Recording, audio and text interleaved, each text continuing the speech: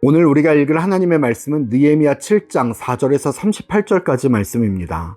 내 하나님이 내 마음을 감동하사 귀족들과 민장들과 백성들을 모아 그 계보대로 등록하게 하심으로 내가 처음으로 돌아온 자의 계보를 얻었는데 거기에 기록된 것을 보면 아멘.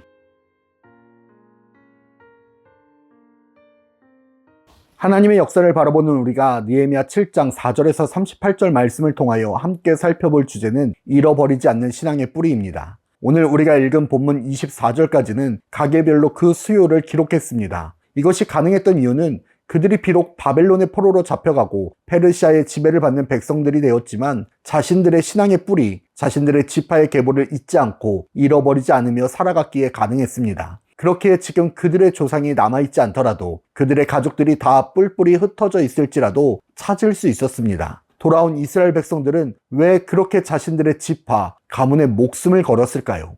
왜 그렇게 전통을 지키고 자신들의 신앙의 뿌리를 지키고자 노력했을까요? 포로로 살아가는 신부님에도, 타지에서 살아가는 신부님에도 먹을 것과 입는 것, 생활하는 것이 예루살렘에서의 모습과 전혀 다를지라도 그들이 믿는 것이 있었습니다. 하나님께서 반드시 자신들을 회복시킬 하나님을 소망하고 그 약속을 믿었습니다. 그들은 믿음으로 자신들의 조상이 누구이며 자신이 어느 지파의 사람인지를 끊임없이 가르쳤고 알렸고 지켜냈기에 가능한 일이었습니다. 실제로 이후 소개되는 사람들 가운데서는 자신이 어느 지파인지 어느 자손의 후손인지를 잃어버리거나 증명하지 못하거나 다양한 이유로 가게별의 명단이 아니라 지역별의 명단에 수록되어 있습니다. 그렇다면 그들이 자신의 뿌리, 가문, 조상들만 가르쳤을까요? 아닙니다. 그들이 불러내신 분이 누구이신지, 그들을 민족으로, 나라로 세우신 분이 누구이신지, 그들을 가나안으로 이끄신 분이 누구이신지를 계속해서 가르치고 알렸을 것입니다.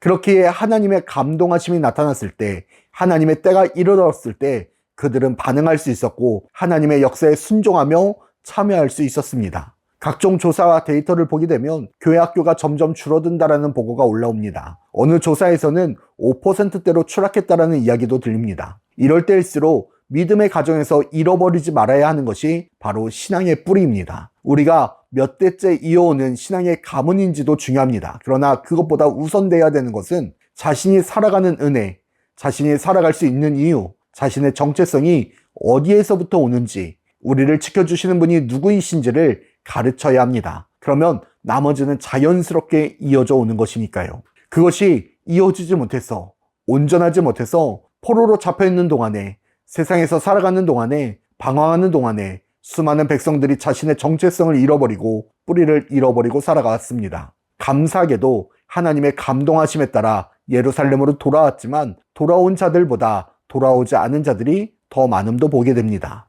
사랑하는 불꽃교회 성도 여러분, 우리가 잃어버리지 않아야 하는 것, 우리가 반드시 기억하고 지켜야 하는 것은 바로 우리의 신앙의 뿌리이신 하나님이십니다. 우리가 누구로부터 시작됐는지, 우리가 누구의 도움을 받고 살아가는지, 우리를 구원하시는 분이 누구이신지를 반드시 기억하고 가르치고 알려야 합니다. 그래야 하나님의 감동하심으로 우리를 부르실 때 우리가 응답하고 우리의 자녀가 응답하며 우리의 자손이 응답할 줄 믿습니다. 뿌리를 지킴으로 어느 상황과 환경과 조건과 상관없이 믿음이 흔들리지 아니하는 불꽃교회 모든 성도들이 되기를 축복합니다.